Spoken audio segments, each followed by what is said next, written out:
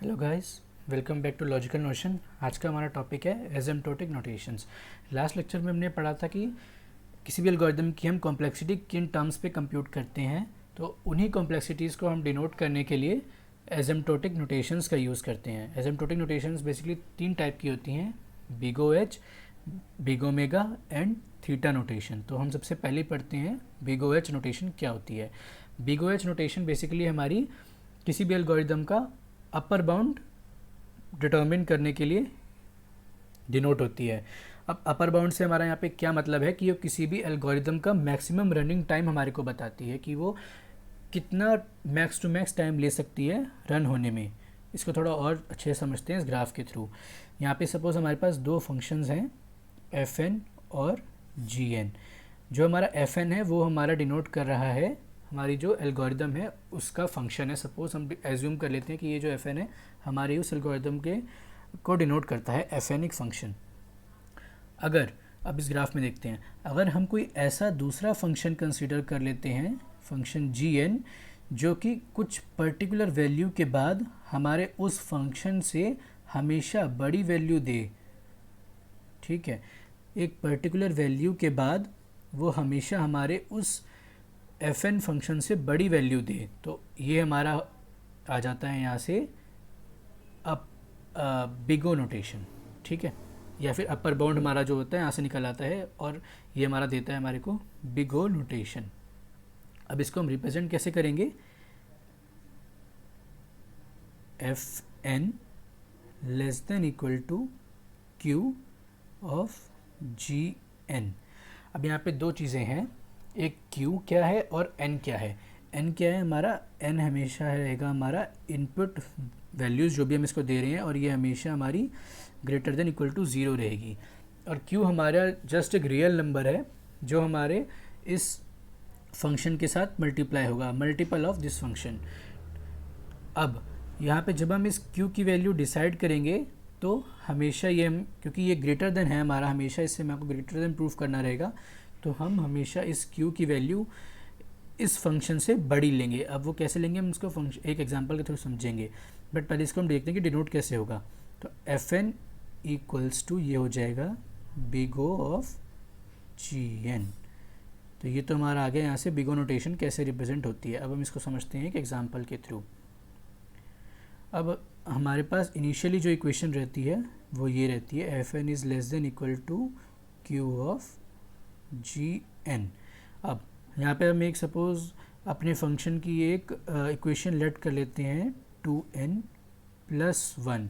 अब यहाँ पे दो चीज़ें समझने वाली हैं। देखो यहाँ पे जो हमारा ये वाला फंक्शन है इसकी अगर हम डिग्री देखें तो यहाँ पे क्या है, 1 डिग्री है, तो इसके साथ जो कोफिशिएंट पड़ा है 2।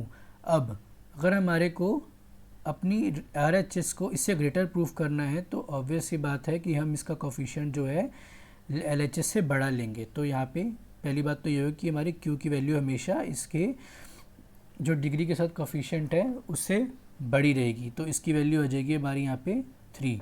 अब जी एन की वैल्यू हम कैसे डिसाइड करेंगे, तो ये दूसरी चीज़ है समझने वाली। यहाँ पे जी एन की वैल्यू हम लेंगे अपने एल एच एस की जो हाईएस्ट डिग्री है उसके बेसिस पे। अब एल एच एस की जो हाईएस्ट डिग्री है वो यहाँ पे है एन की वैल्यू 1।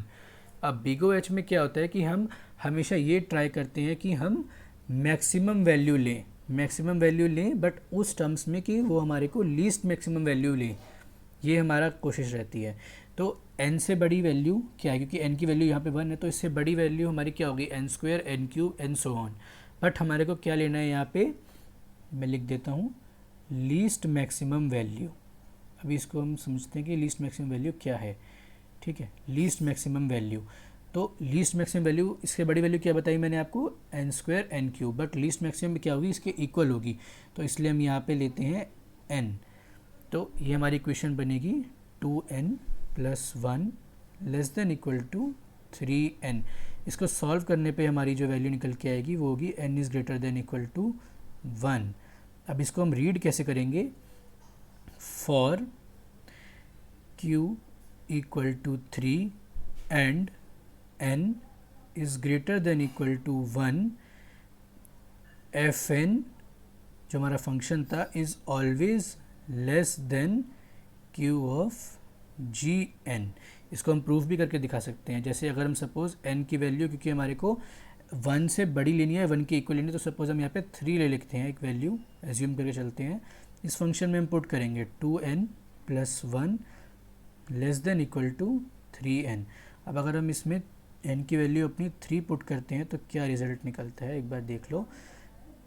3 × 3 तो ये कितना आ जाएगा 7, और 7 is less then 3। Hence proved कि हमारा जो RHS है वो हमारा LHS से बड़ा आया है। ठीक है, तो ये हमारी बिग ओ नोटेशन होती है। अब ये जो चीज़ मैंने कही थी लीस्ट मैक्सिमम वैल्यू क्यों लेनी है हमारे को, इसका मैं आपको रीज़न बताता हूँ। बिग ओ एच नोटेशन जो होता है वो हमारे किसी भी एल्गोरिदम का मैक्सिमम टाइम बताता है कि जो भी हमारी एल्गोरिदम रन हो रही है वो कितना ज़्यादा टाइम लेगी, मतलब मैक्सिमम कितना टाइम लेगी कंप्लीट होने में। मैक्सिमम के बाद तो वो ऑब्वियस सी बात है वो टाइम बढ़ता ही रहेगा, बट हमारे को इसलिए क्या कंसीडर करना है, least maximum time. Least maximum time consider करना है, तभी हम उसकी अपर बाउंड बता पाएंगे। क्योंकि यहाँ पे अगर आप देखो इसके बाद इस वाली वैल्यू के बाद ये सारी वैल्यूज़ हमारी हैं इस कंडीशन को सेटिस्फाई करेंगी बिग ओ नोटेशन को, बट हमने क्या कंसीडर किया, लीस्ट वैल्यू, मतलब जहाँ से उसकी वैल्यू बड़ी होने लगी। तो हमने n0 वैल्यू कंसीडर करनी है बिग ओ नोटेशन के लिए। ठीक है, इसीलिए हमने यहाँ पे n लिया था। हम लेने को यहाँ पे n² भी ले सकते थे, n³ भी ले सकते थे, क्योंकि वो सारी वैल्यू हमारी n से बड़ी ही होंगी, बट हमको क्या लेना था, लीस्ट वैल्यू, इसलिए हमने यहाँ पे n लिया। तो ये हमारी है बिग ओ नोटेशन। अब हम आगे पढ़ेंगे बिग ओमेगा नोटेशन, उसमें भी सेम यही चीज़ें हैं, बस थोड़ा डिफरेंट है। तो जो हमारी बिग ओ नोटेशन है वो हमारा लीस्ट मैक्सिमम वैल्यू को डिनोट करता है, या कह सकते हैं कि अपर बाउंड डिनोट करता है हमारी एल्गोरिदम का। तो इससे और ये हमारे किस केस को डिनोट करता है, ये हमारा डिनोट करता है वर्स्ट केस को, क्योंकि ये हमारा मैक्सिमम रनिंग टाइम बता रहा है ना एक एल्गोरिदम का, कि वो एक एल्गोरिदम हमारी मैक्स टू मैक्स कितना टाइम लेगी पूरा कम्प्लीटली रन होने में। तो जब वो पूरा रन हो रही है तो इसका मतलब वो हमारा वर्स्ट केस बना ना, तो इसलिए ये हमारा वर्स्ट केस डिनोट करने के लिए यूज़ होता है बिग ओ नोटेशन। अब चलते हैं हमारे सेकेंड नोटेशन की तरफ, जो है हमारी ओमेगा, बिग ओमेगा नोटेशन। तो नेक्स्ट जो है हमारा वो है big omega notation. Big omega notation में क्या होता है, हमारा लोअर बाउंड निकल के आता है। Lower bound of running time for an algorithm is given by big omega, या फिर हम ये कह सकते हैं सिंपल लैंग्वेज में अगर हम देखें तो किसी भी एल्गोरिदम के रनिंग टाइम का जो लोअर बाउंड होता है वो हम बिग ओमेगा से डिनोट करते हैं। कहने का मतलब क्या है कि हमारा एक पर्टिकुलर वैल्यू के बाद, ए पर्टिकुलर n0 वैल्यू के बाद हमारा जो fn है उसकी वैल्यू हमेशा gn से बड़ी होगी। अब अगर हम इसको लिखें तो इसको हम ऐसे लिख सकते हैं कि fn is always greater than equal to q of gn या q इंटू gn। तो इसको हम कैसे पढ़ेंगे कि for certain value of n the fn is always greater than q into gn। इसकी ओमेगा रिप्रेजेंटेशन में ऐसे लिखा जाता है ओमेगा gn। अब हम सेम एग्जांपल लेते हैं जैसे हमने बिग O में लिया था, वही सेम फंक्शन यहाँ पे कंसीडर करेंगे और उसको हम इसके थ्रू प्रूफ करके दिखाएंगे। fn is greater than equal to qgn। वहाँ पे हमने क्या लिया था 2n+1। अब यहाँ पे हमारे को देखना है कि हम इसके बेसिस पे q और gn की वैल्यू क्या लें। अब सबसे पहले हम देखते हैं gn की वैल्यू क्या होनी चाहिए। अब क्योंकि ये इससे लोअर बाउंड में है, मतलब कि ये उसका मिनिमम रनिंग टाइम बता रहा है, तो हमारे को ऐसी वैल्यू देखनी है जो n से छोटी हो। n से छोटी वैल्यू लेनी है हमारे को, तभी हम उससे यहाँ पे छोटा प्रूफ कर पाएंगे। और हमारे को यहाँ पे लेना है उससे ग्रेटेस्ट लीस्ट वैल्यू। ठीक है, ग्रेटेस्ट लीस्ट वैल्यू याद रखना। ग्रेटेस्ट लीस्ट वैल्यू मतलब हमारे को ऐसी वैल्यू लेनी है जो n से छोटी हो और n के बहुत ही नियरेस्ट हो। तो ऐसी कौन सी वैल्यू है, n से छोटी वैल्यू क्या होगी, log n होगी या log ऑफ log n होगी। तो अभी फ़िलहाल हमारे को बट क्या लेना है, n से छोटी वैल्यू जो उसके सबसे नियरेस्ट हो, तो वो क्या होगा, खुद n ही होगा ना। तो हम यहाँ पे n लेंगे। अब हमारे को इससे छोटा प्रूव करना है, इसको इस वाली साइड को हमारे को छोटा प्रूव करना है LHS के। तो हम क्या देखेंगे, अगेन इसके कोफिशिएंट क्या है 2, तो इससे हमारी वैल्यू छोटी होनी चाहिए, मतलब इससे वैल्यू बड़ी नहीं होनी चाहिए। अभी अगर आपको ये याद होगा तो हमने बिग ओ के केस में यहाँ पे Q की वैल्यू क्या रिप्लेस करी थी 3, क्योंकि हमको उसमें ग्रेटर देन प्रूफ करना था, बट यहाँ पे क्या है लेस देन है। तो हम Q की वैल्यू या तो 2 लेंगे या फिर हम 2 से छोटी वैल्यू लेंगे। तो अभी फ़िलहाल के लिए हम 2 लेते हैं और इसको देखते हैं कि क्या ये कंडीशन सेटिस्फाई करेगी। तो यहाँ पे हमने Q को रिप्लेस कर दिया है 2 से और यहाँ पे ये आ जाएगा हमारा 2n। अब क्लियरली अगर आप देख सकते हो यहाँ पे क्या है 2n और यहाँ पे क्या है 2n+1। तो ऑब्वियस सी बात है ये जो हमारी है इक्वेशन, ये हर हालत में या हर कंडीशन में ये वाली साइड छोटी होगी, छोटी प्रूफ होगी। कब? जब Q की वैल्यू 2 होगी। तो इसको हम क्या लिखेंगे, for Q equals to 2 and n is greater than equal to 1, उस केस में हमारी ये कंडीशन सेटिस्फाई हो जाएगी। अब एग्जांपल के तौर पे अगर हम यहाँ पे n की वैल्यू 3 लेते हैं तो यहाँ पे अगर हम पुट करें 2 into 3 plus 1 is greater than equal to 2 into 3, तो यहाँ पे क्या आ जाएगा 7 is greater than equal to 6। तो यही हमारे को प्रूफ करना था। तो ये हो गया हमारा बिग ओमेगा। अब बिग ओमेगा जो क्या होता है, हमारा लोअर बाउंड देता है ना, तो लोअर बाउंड से हमारा कहने का मतलब ये है कि ये हमारा बेस्ट केस के लिए रिप्रेजेंटेशन देता है। अब बेस्ट केस क्यों यहाँ पे मैंने कहा, इसको थोड़ा और अच्छे से समझते हैं। सपोज हमारे को एक लीनियर एरे दे रखा है जिसके अंदर ये कुछ डाटा एलिमेंट्स है। अब हमारे को बोला गया कि इसमें 1 फाइंड करो। जब सर्चिंग स्टार्ट हुई तो उसने यहाँ पे देखा, उसको फर्स्ट लोकेशन पर ही वो एलिमेंट मिल गया 1। तो इसने क्या किया, उसको एक ही कंपैरिजन करना पड़ा ना, एक ही कंपैरिजन करना पड़ा और उसको अपने पहले ही कंपैरिजन में वो एलिमेंट मिल चुका है। तो ये क्या हुआ, हमारे लिए बेस्ट केस हुआ, क्योंकि इस एटलीस्ट हमारे को एक कंपैरिजन करना पड़ेगा, तभी हमारे को पता चलेगा कि हमारा एलिमेंट वहाँ पड़ा है या नहीं है। उसके लिए भी हमारे को एटलीस्ट एक कंपैरिजन तो करना ही पड़ेगा हर हालत में। तो ये हमारा जो होता है बेस्ट केस को रिप्रेजेंट करता है। अब ग्राफ के थ्रू अगर हम देखें तो ये हमारा मिनिमम टाइम रिप्रेजेंट करता है कि ये कम से कम इतना टाइम तो लगेगा ही लगेगा हमारी एल्गोरिदम को रन होने में। मतलब इससे कम टाइम नहीं लगेगा, इससे ज़्यादा लग सकता है, बट हाँ मिनिमम इतना टाइम तो लगेगा ही। मतलब इसने जब फर्स्ट अपना कंपैरिजन कैरी आउट किया या फर्स्ट इसने अपना कंपैरिजन कंप्लीट किया जब, तो उसमें जितना टाइम लगा इतना टाइम तो एटलीस्ट उसको लगेगा ही एक एलिमेंट को फाइंड करने में या उस पूरी एल्गोरिदम को रन होने में। तो ये होता है हमारा बिग ओमेगा नोटेशन, जो कि हमारे बेस्ट केस को रिप्रेजेंट करता है और जो कि हमारे मिनिमम रनिंग टाइम को भी डिनोट करता है।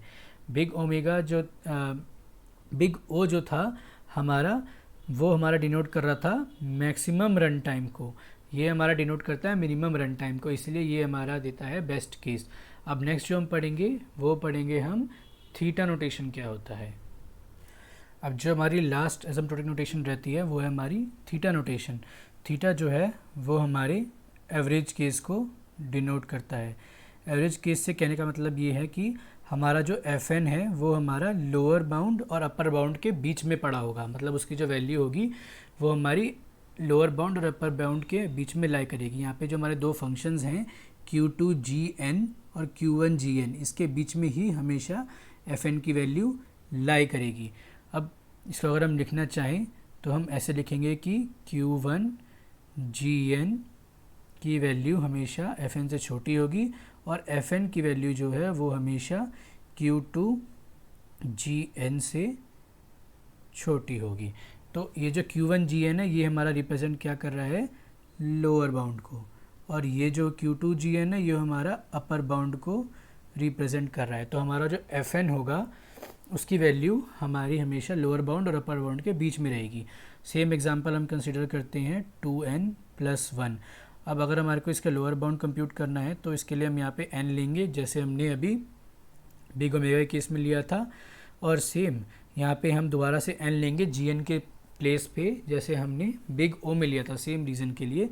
अब Q1 और Q2 जो है हमारे कोफिशिएंट्स, जो वेरिएबल है हमारे, इसकी वैल्यू कैसे डिसाइड होगी। इसकी वैल्यू अगेन हम देखेंगे, हमारा जो फंक्शन है उसका जो हाईएस्ट जो वेरिएबल है उसकी डिग्री के जो कोफिशिएंट होता है वो हम कंसिडर करते हैं। तो इसमें हमारा क्या है, n है, जिसकी हाईएस्ट डिग्री है, मतलब इसकी डिग्री 1 है ना, तो इसका जो कोफिशिएंट है 2, इसको हम कंसिडर करेंगे। इसके बेसिस पे हमारी Q1 और Q2 की वैल्यू डिसाइड होती है। Q1 की वैल्यू क्या होगी, इससे छोटी होनी चाहिए या फिर इसके नियरेस्ट स्मॉलेस्ट वैल्यू होनी चाहिए। तो उसके लिए हम यहाँ पे क्या कर सकते हैं, हम 2 भी ले सकते हैं। और यहाँ पे अगर हम आते हैं Q2 की वैल्यू हमारे को इससे हमेशा 2 से बड़ी लेनी पड़ेगी, तभी हमारे को अपर बाउंड मिल पाएगा। अगर हम 2 ले लेंगे तो वो नहीं होगा हमारा, वो लोअर बाउंड के किस में चला जाएगा फिर। तो हमको अपर बाउंड के लिए हमेशा 2 इसके कोफिशिएंट से बड़ी वैल्यू यहाँ पे लेनी पड़ेगी। तो ये हमारी एक स्टैंडर्ड इक्वेशन बन के आ गई। अगर हम इसके अंदर कोई भी n की वैल्यू डालें तो हमारे को एवरेज केस मिलेगा। तो अगर हम यहाँ पे लिखें for Q1 is equal to 2 and Q2 is equal to 3 where n is greater than equal to 1। अब इसको प्रूव करने के लिए हम क्या करते हैं, n की वैल्यू सपोज अगर हमने ले ली 4, तो यहाँ पे क्या हो जाएगा, 2 into 4 is less than equal to 2 into 4 plus 1 और less than equal to 3 into 4। तो ये क्या हो जाएगा हमारा 8 is less than equal to 9 is less than equal to 12। तो ये जो हमारा वैल्यू आई है ये हमारी एवरेज केस को डिनोट करती है। ठीक है, तो ये हमारा हो गया एवरेज केस। अब जो हमारे दो छोटे छोटे टॉपिक्स रह गए वो है हमारा, एक है हमारा small O H big O H की जैसा ही है, भाई इसमें एक माइन्यूट सा चेंज होता है। बिग ओ एच में क्या था हमारा, बिग ओ एच की मैं कंडीशन लिख देता हूँ। बिग ओ एच में हमने क्या देखा था कि फंक्शन जो है हमारा वो always less than equal to Q of G N था, लेस देन इक्वल टू था। बट हमारा जो स्मॉल ओ एच होता है इसके केस में क्या हो जाता है, F N is strictly less than Q of G N, sorry Q into G N. ये हो गया हमारा स्मॉल ए एच। इसमें यही चेंज है कि यहाँ पे इक्वल टू हट जाता है। और सेम ऐसे अगर हम दूसरा देखें वो है हमारा स्मॉल ओमेगा। तो स्मॉल ओमेगा में भी वही सेम चेंज देखने को मिलता है। स्मॉल बिग ओमेगा में हमारे पास क्या था, F N is greater than equal to Q G N. But यहाँ पे स्मॉल ओमेगा में क्या हो जाता है हमारे पास, F N is strictly greater than Q G N. तो यही बस थोड़ा सा चेंज है, बाकी इसके अंदर सारी चीज़ें सिमिलर हैं। तो गाइज़ ये था हमारा एसिम्प्टोटिक नोटेशंस। आई होप आपको समझ में आ गया होगा, थोड़ा बहुत आइडिया मिल गया होगा। बाकी बेटर क्लैरिफिकेशन के लिए आप लोग इसके नोट्स को रेफ़र कर सकते हो, उसका लिंक मैंने डिस्क्रिप्शन बॉक्स में दे दिया है। तो गाइज़ अगर आपकी थोड़ी भी हेल्प हुई हो तो प्लीज़ इस वीडियो को शेयर करें और लाइक करें और सब्सक्राइब करें हमारे चैनल को। Thanks a lot guys.